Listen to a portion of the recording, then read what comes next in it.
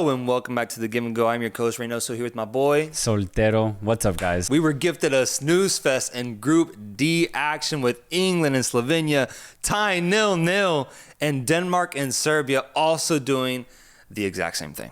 The exact same thing in this Euros tournament here. Tough watch here from the fans. 90 minutes of Denmark and Serbia going back and forth, and 90 minutes of England still unable to figure out what the fuck is going on. Guys in the chat, let me know, what did you think about this action? Actually, it was Group C. My fault. It was Group C. It was something else. It really was. What did you guys think? And Soltero, what's your take on both these games? I'm fed up, man. My God damn it. What a snooze fest that we just witnessed. Of course it was these teams. Of course it was England. Of course it was Denmark, Serbia. I mean, my whole preview on Denmark was literally fuck Denmark. And then my whole preview on Serbia was I'm done with this team. And then there was a chance for Serbia to really prove to themselves that, hey, you know, there's still some life in us. They kind of showed that in their last match against Slovenia by getting a last second draw. And they have an entire 90 minutes to try and attack Denmark's goal. And what do they give us? Absolutely nothing. I'm done with the Serbian side. I was done with them before the tournament, and they just proved to me once again that, I mean, Serbia, I don't want to think about this country for a while from a footballing perspective, man, because they gave nothing. The whole first half, it was all Denmark. There was no signs of Serbia going forward, getting on the ball, being threatening. Samardzic comes in for Tadic, does absolutely nothing. No Vlahovic, I think that was a mistake because he's the only guy who seems to really fight out there for Serbia. He comes on late in the second half. And finally, in the last 15 minutes, Serbia do a little something. They show a little bit of character, but 15 minutes? Are you kidding me? You had 90 minutes. No, you just needed one goal. One, bro. That's it. That's all you needed. And they wait till the last 15 minutes to really turn it on. I mean, I have nothing else to say. Yeah, no, man. And I may sound... I mean, I've already been this harsh on Serbia because of what happened at the 2022 FIFA World Cup and how highly I thought of this team. This is exactly what we projected. A lifeless Serbian squad that's afraid to go forward. And once they're up on top, they don't know what to do. And you could say the same for Denmark today. Their ability to build up is really, really good. They can string passes together. But in that final third, bro, I have no clue how they're going to get a goal if it's not a long-range effort from outside the box like how we saw against England. And then you can say the same thing for England themselves, who struggled today. The only team in this group that you can say anything positive about is Slovenia. Yeah. Who somehow finds a way to damn near certify qualification into the next round by finishing in third place. At one point, apparently, I learned this through you, at one point they were set to qualify directly in second place due to yellow card accumulation? Right, because they had the same goal difference as Denmark, the same goals forced and goals allowed. So the next tiebreaker, I believe, was yellow cards, and they had tied each other as well. So that's why it went all the way down to that fourth, fifth tiebreaker. But ultimately, Denmark get that second place position. Slovenia in third with 3 points, but they have a 0 goal differential, which compared to Hungary have a -3 goal differential on the same amount of points. Looking really good for Slovenia, and honestly, I can't believe they've been able to sneak themselves into this position. Congratulations. And you could see in the scenes after that match, they were celebrating as if they had just beaten England. So I'm actually low-key excited to see Slovenia in the round of 16 because I think they have deserved it, right? They did everything against Serbia minus the last second play, and to keep England 0-0 I think is also a good achievement for the Slovenian side. Yeah. Soltero, completely agree with you. Says assistant to the sensei. Screw Denmark and Serbia. Saludos from Arizona. Yes, Crazy sir. stat. Germany scored more goals than Group C combined. I will say one thing. We get criticized when we get our predictions wrong, and I do punishments and everything, but this is the first group for myself that I actually predicted right, with Slovenia finishing in third above Serbia. But it's one of those groups that it's one of those situations where I hate that I ended up right, bro, because once again, it just solidifies my thoughts, my concerns, my hatred now towards this Serbian team and the disappointment I have towards them, bro, because once again, they should be better, man. They should be better, but they're just not going to. They're stubborn. They want to stay to their ways, and that's fine. If they want to be ass, then be ass, bro. Suit yourself.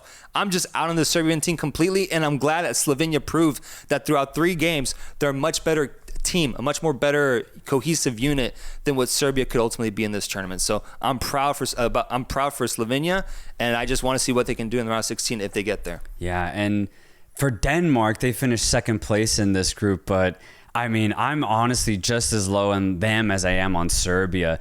Yes, they played better football today, and they've played better football over the course of the group stage, but barely, seriously, barely.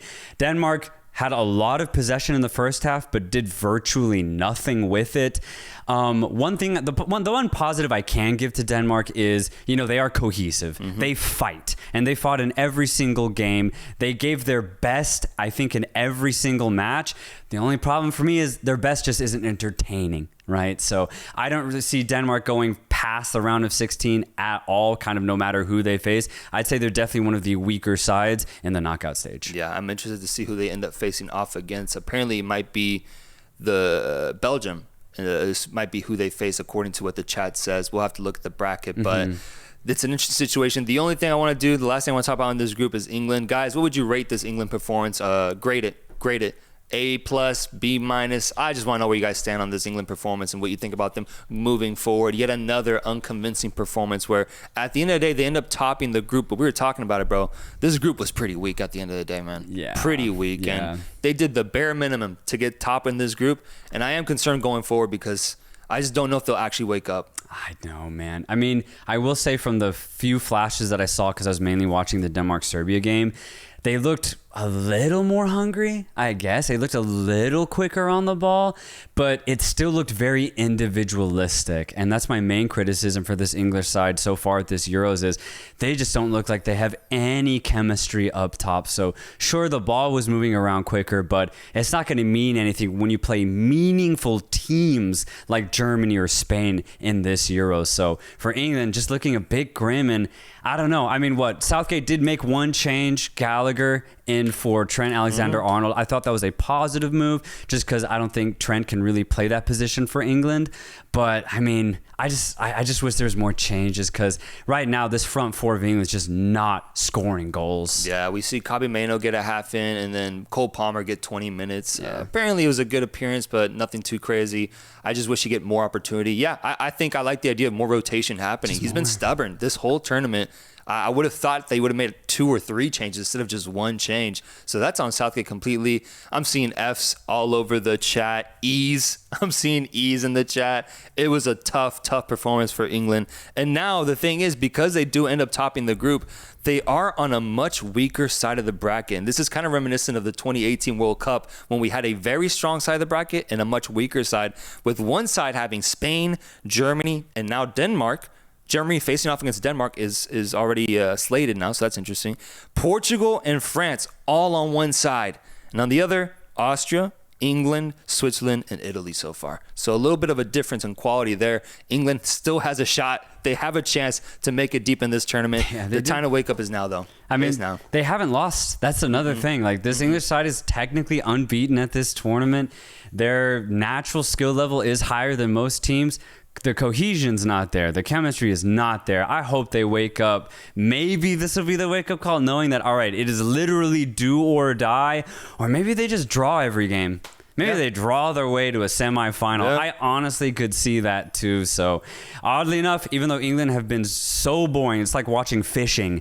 Like it really is. You're just waiting for something to happen. You're waiting for your pole to like jiggle a little bit. But ultimately, the pond is dead because you're not catching anything. But maybe England catch onto something in the round of 16. Maybe we'll have to see. You know how knockout football is. It can surprise you. It's what we saw from Portugal in the 2016 Euros when they had a similar type of vibe and just getting lots of draws, but then went on to win the tournament. So we'll see what happens, man. Let's just close out this group.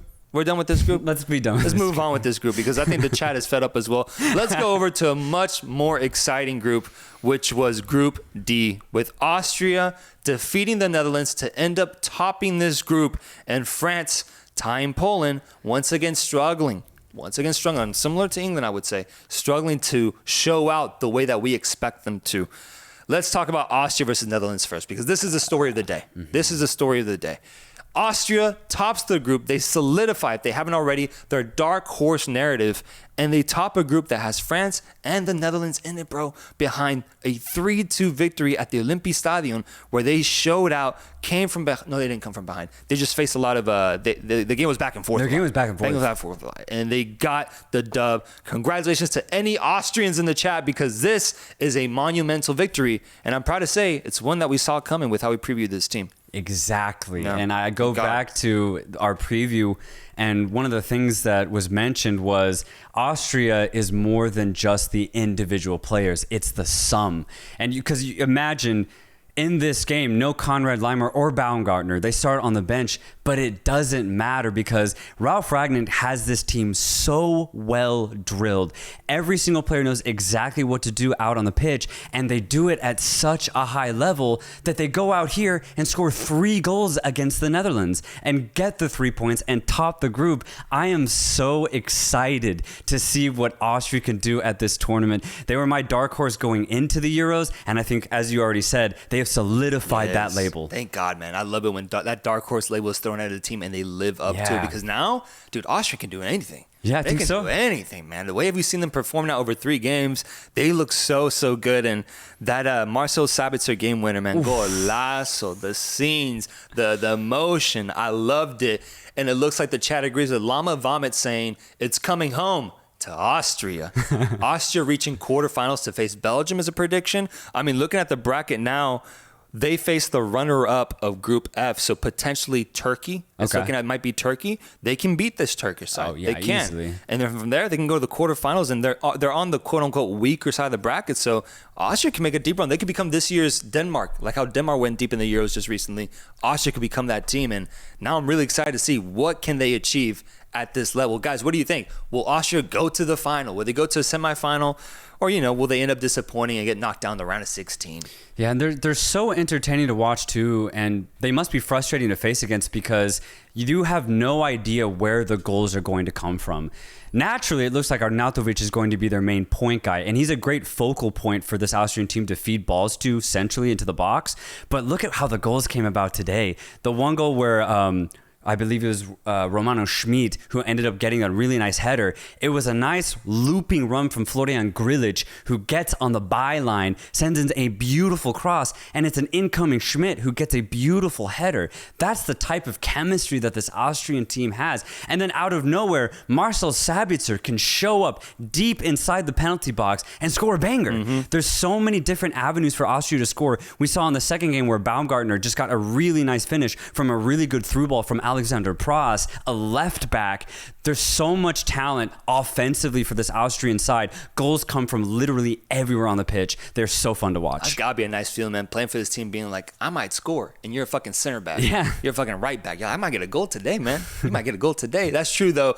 Chad is saying a Germany versus Austria final would be awesome. Quarterfinals, Max. I'm seeing a lot of quarterfinal predictions for Austria. I still think that would be a victory, though. No, that'd be a victory. I think agree. Quarterfinal appearance in the Euros, that's pretty good for Austria. That's amazing. And I think people are saying they might play Belgium. If that's the case, that's going to be a crazy game. Quarterfinal against Belgium would go hard. I could see that being 50-50. That would go hard, man. On the flip side, you have Netherlands losing this game and finishing in 3rd place, I believe, with now 1 win, 1 draw, 1 loss at this tournament, showcasing that they do have an offense and that they can score goals, but then also that they can concede them, bro. They can concede them. And so this team is really interesting because for a while, I did harp on the offensive avenue about them. They're the way that I don't really trust them offensively. I think they proved me wrong in that aspect. But I did underestimate just kind of how open the whole team is as a whole. It's not that I don't trust their offense now. I don't trust the whole team, man. I'm gonna be honest. In these elite matches, because they now lost to Austria 3-2. They tie France in a game where I thought France dominated. France should have won that game 1-0 if Antoine Griezmann could have gone to the end of a ball. And then they got a last 10-minute game winner against Poland, who we've seen to be the worst team in this group. I'm not saying Netherlands is bad. I'm just saying I just can't put them in that top tier of Europe. I have them sort of in that Italy range. That's where I have them right now. And I need to see a little bit more to put them above that as, potential dark horse, potential contender to get to the title. Yeah, I like that. They're like in that Italy tier because, yes, they have good players, and there are moments where they do play good football. That Memphis Depay goal today was a banger. Also, we saw how dynamic Cody Gakpo can be in this tournament. Getting a couple goals, got a goal today, and it was a beautiful finish. So there is genuine talent and threat for Netherlands going forward, but within the 90 minutes, they also just go in the exact opposite direction and lose their heads, and they can't fully compete over the course of 90 minutes. So I agree, they're too inconsistent over a 90, and I think that's why Netherlands ultimately probably won't go past the quarterfinals. And also, just another thing, Ronald Koeman today made an interesting decision to not start Xavi Simons. I thought that was a mistake because he's their only dynamic baller in possession, especially if you don't have Frankie de Jong. And it showed that he made a mistake by bringing him on in the 30th minute. So Simons has to start and play every single minute for this Dutch team because they just don't have any other dynamic passers with de Jong out. Yeah, Diego Garcia says Koeman too busy picking his nose instead of implementing his tactics. He didn't look good today, man. Koeman looked stressed. He looked like he couldn't figure it out. And this team conceded 3 goals today, man. 3. I don't trust that. To go lift the title in the Euros, conceding 3 is a bad sign, man. That's my only concern, especially given that they have world beaters at the back, man. Van Dijk, De Vrij, like Nathan Ake, they have great players, but they still just can't figure it out defensively, bro. Yeah, and another crazy decision too is right backer Troita played the entire match. No Dumfries and no Frimpong. Frimpong doesn't get minutes, it's just a bad decision. It's like not giving Cole Palmer minutes. They've both had such good seasons at club level. You have to find a way to bring them out on the pitch. And especially since the Netherlands look like they need something else other than Depay, Gakpo, and Simons, why not try Frimpong? I didn't think he had a bad game against France. I just think the midfielders didn't find him. Yeah, he didn't shine in that game, and I think Koeman's just being harsh on Frimpong. I think so. He's so hard on my boy. Like, he was just waiting for him to not put up a 10 out of 10 performance, and since he didn't do that against France, he's like, you're sitting on the fucking bench. And I'm just like, bro, come on, man. You got to give that man minutes, bro. It's Frimpong. He's a baller. So I think the Netherlands still has a lot to figure out, but they do qualify. They do qualify into the next round from what I'm seeing, at least potentially. They look like they're set to qualify. Let me look at the third place. The Dutch should be in because I think they have 4 points. They should be fine. Let me just update everybody on where we're at. Yeah, Netherlands is first right now in the third place standings with 4, Slovakia in second with 3, Slovenia in third, and then Hungary in fourth, just clinging on to that spot, but maybe Czech Republic overtakes them tomorrow. We'll see. So it's looking good so far. The last game of the day was France versus Poland, where we saw Mbappe score his first Euros goal. Y'all's reaction, let me know. And your reaction to this French team, because we've harped on this English squad for the performances they put in and not really showing out the way that we thought they would, but they still ended up topping the group. You could say very similarly to this French team doing the exact same thing, although they didn't top the group this time. They do get out of it comfortably, I would say, at the end of the day, because even though they're not cooking the way we expect them to, they still qualify out in second place, man. And this team has me wondering, bro, because I'm just like, why in my mind? Because I picked France to win this tournament. I was like, why am I just so defensive of this team, man? Why am I so defensive versus like England? I'm so quick to just shit on them, right? But I was thinking about it. I was like, am I going to come on the stream and defend France once again? Because I really said that if they show another weird performance, I'll flip on them. But I need to see them lose. I need to see France lose so I can flip completely. That's where I stand on this team. No matter how bad they play, I need to see them lose. The reason being, and the difference between them and England, is that France has trophies, man. They have trophies. They have a whole trophy cabinet, World Cups. They have such big moments and big tournaments. I need to see them get taken down ultimately before I can flip on this team. And I know that might sound a little, biased, but that's what it's going to take for France because they're just capable of playing such a high level of football. I trust them to tap into that when it's absolutely needed more than I trust France to tap into theirs. So for that reason, I think there's a difference between what we saw today between France and England. I do realize I'm being very defensive, but I'm going to stick to it still. I'm not going to flip yet because of the history of this French team and what I've seen this generation achieve in the past.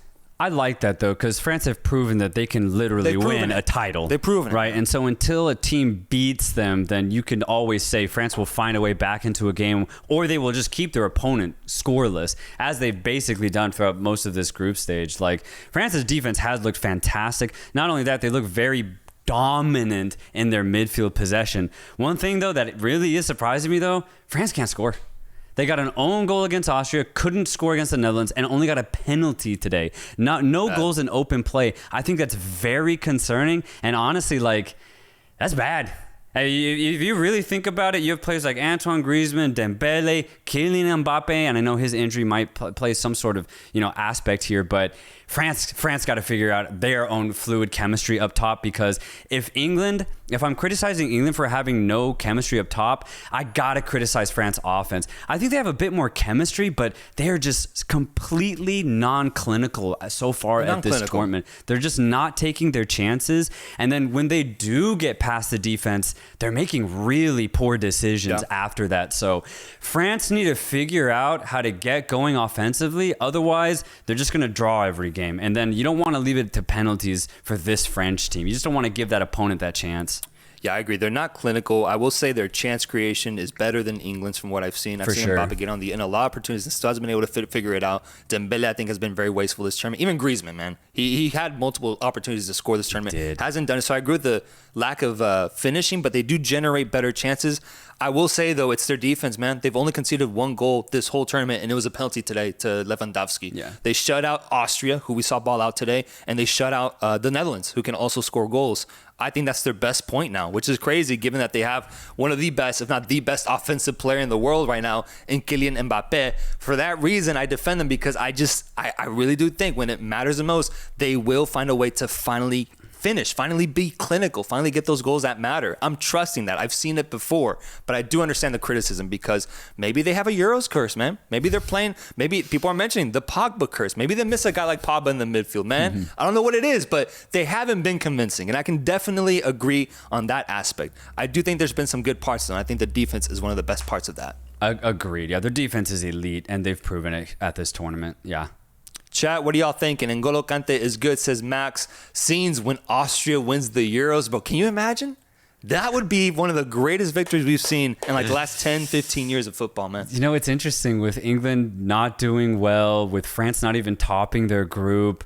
Belgium and Portugal have gotten off to, weird starts.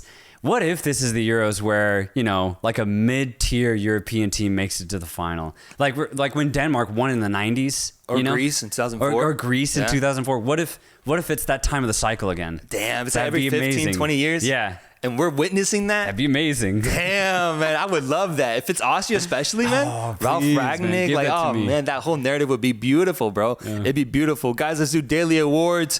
What is the goal of the day? Goal of the day. Obviously, we can't pick any Group C goals because there were no goals, folks. There were no goals in those games. But between France and Poland and Austria and Netherlands, is it the Marcel Sabitzer goal? I'm going to go Sabitzer. That shit was cold, man. It was cold. The way he just struck through it, blasted on the roof of the net, and ultimately it ended up being the game winner. Come on, give me Sabitzer's goal. Although, Depay's goal was pretty fire, though, too. So Depay, that's a nice second one. And even Gakpo's. Gakpo's good, too. But for the scenes, for the emotion, for what it meant, that Sabitzer goal gets it for me. Performance of the day. Who's the performer of the day? I don't want to see a single player from England, Slovenia, Denmark, Serbia get picked. I don't want to see a single player get picked. Y'all can say anybody else. I don't want to see it from Group C players.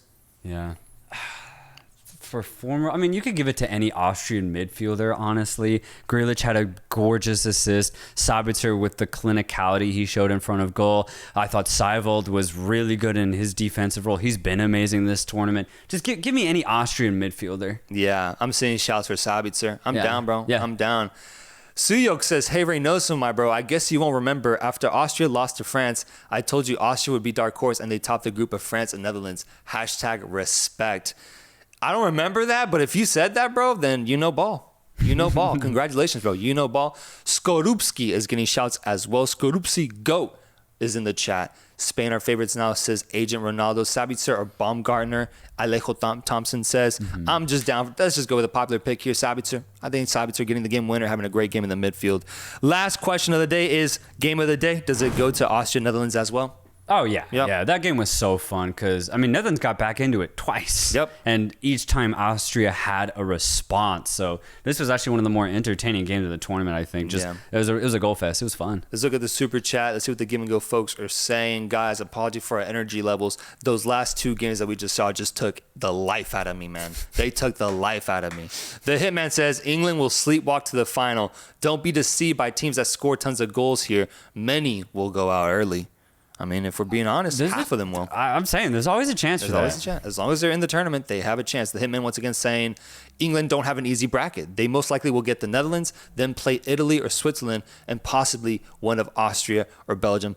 I do agree. These are feisty teams. I think the reason I speak more highly about the other side is because of the names. Germany, Spain, the Euros history. But these teams are not easy. That's not what I'm trying to say. Don't get me wrong, folks. Michael Talks Football. Our boy says, who played worse football, England or Lebanon? Low-key England, bro. Low-key, man. Actually, nah, man. If Lebanon had gotten out of the group stage, I would have maybe entertained it, but they couldn't get out, so England definitely played better. Lebanon, man. That's tough. I'd rather watch paint dry, dude. Jaden says, I have Spain versus Switzerland in the finals. Dude, Switzerland in the final would be... Swiss, man. That'd be crazy. They're looking good, too. Damn, Xhaka getting to another final in the same year. Maybe he enters the Ballon d'Or contender category, bro. That'd be crazy for Switzerland. Who had a worse 0-0 game, says Gilberto Godinez, England or Brazil? Oh, that's actually a great question. I would say England, bro. Yeah. I would say England, because... I don't feel like Slovenia put up a defensive masterclass the way I saw from Costa Rica, dude. Like, yeah. Man, Oblak didn't even have to make that many saves because England didn't generate that much, bro. I think it's England. Yeah, I like that. Again, we also saw Sequeira make some crazy saves for Costa Rica. There were some crazy clearances. You're right. Yeah, Costa Rica had to work way harder. So, yeah, I'm down for that. England probably had the worst 0-0. I can't believe that, man. I can't believe these sentences that we're It's saying, crazy, bro. yeah. This is nuts to me. Edrei Nava says, what's up, lads? Love the podcast. Been watching for a while. Great way to unwind after work. Dude. Thank you, brother. Man. That must be a vibe, though. You just got off work. You tune into the Give and Go. You get on the live. You just talk to us, man. We talk football, man. Shout out to you, man. Shout out. Let me know where you work at. Let me know what you do in the chat. Would love to know. Jacob says, off topic, but I didn't watch the stream yesterday, and I wanted to mention I was at the Brazil game, and the stadium noise when Endry came on was insane. Dude, the stadium, SoFi Stadium, the atmosphere looked incredible, bro. I'm jealous, man. I wish we could have been there, but we're just in Texas. Dude, that is so cool, though. And I've been noticing that anytime Endrick, gets near that touchline, even in the friendlies when he was in Europe, people, really got up for him. So if Endrick can take that energy and become the footballer that Brazil want him to be, man, he's the next Neymar. That'd be so cool, man. Yeah. That'd be so cool because I think he's trying to jumpstart that narrative. Yeah. He really is. And if he lives up to it, man, the fans are going to be on board with this Endrick magic.